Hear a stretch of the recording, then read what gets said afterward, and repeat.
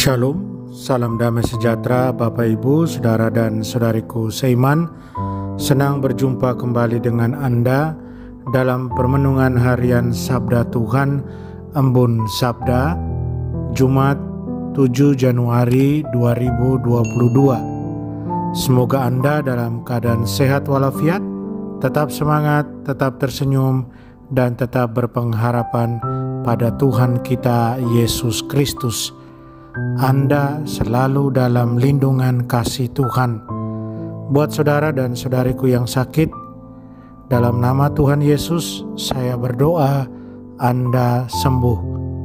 Saudara dan saudariku yang terkasih dalam Kristus, hari ini gereja mengajak kita merenungkan bacaan pertama dari surat pertama Rasul Yohanes bab 5 ayat 5 sampai 13, dan bacaan Injil dari Injil suci menurut Lukas bab 5 ayat 12 sampai 16.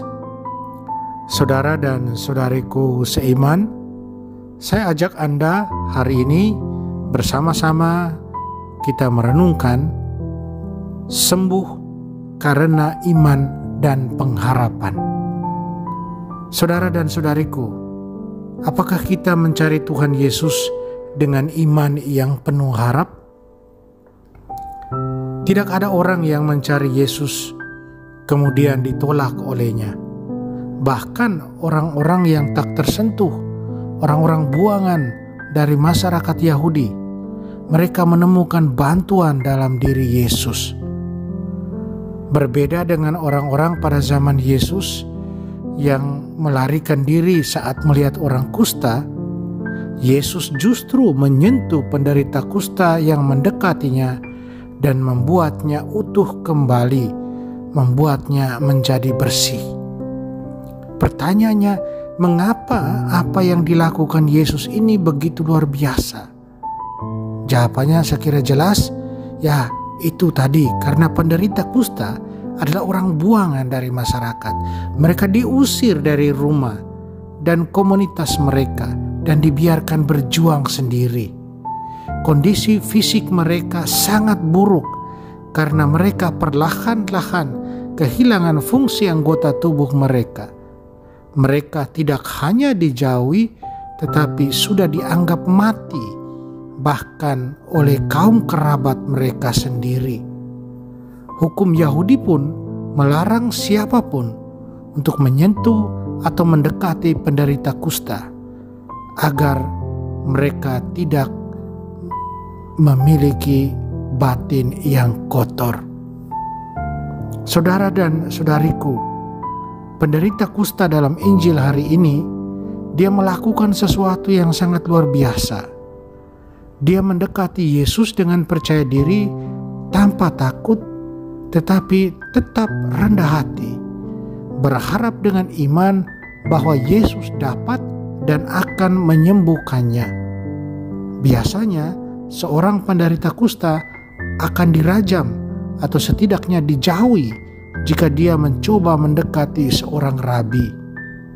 Yesus tidak hanya mengabulkan permintaan pria kusta itu, tetapi juga lebih, dia menunjukkan cinta, belas kasihan, dan kelembutan Allah secara pribadi dalam sentuhan fisiknya. Pengetahuan medis pada zaman itu akan menganggap kontak seperti itu yang dibuat oleh Yesus sebagai satu risiko yang besar karena akan menimbulkan infeksi. Yesus menghadapi kesengsaraan pria itu dengan belas kasihan dan kebaikan hati yang lembut. Dia mengkomunikasikan di sini cinta dan belas kasihan Tuhan dalam tanda yang berbicara lebih daripada kata-kata. Dia menyentuh pria itu dan membuatnya bersih, tidak hanya secara fisik, tetapi juga secara rohani. Saudara dan saudariku, bagaimana kita mendekati mereka yang tampaknya sulit untuk dicintai atau yang dijauhi oleh orang lain karena mereka cacat atau memiliki kelemahan fisik ataupun mental? Apakah kita menunjukkan kebaikan kepada mereka dan menawarkan belas kasihan dan bantuan seperti yang Yesus lakukan?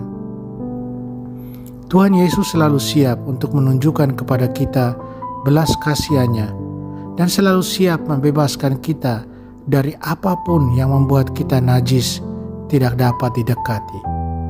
Tuhan Yesus selalu siap untuk menyembuhkan. Pertanyaannya, maukah kita membuka diri? Membuka diri dengan iman dan pengharapan, dengan kerendahan hati? Semoga. Amin. Mari kita mohon kekuatan dari Tuhan, kita berdoa.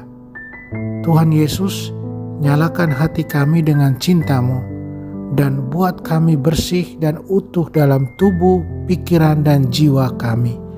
Semoga kami tidak pernah meragukan cinta-Mu atau berhenti mewartakan tentang cinta dan belas kasihan-Mu. Amin. Mari kita mohon berkat Tuhan. Tuhan sertamu dan sertamu juga.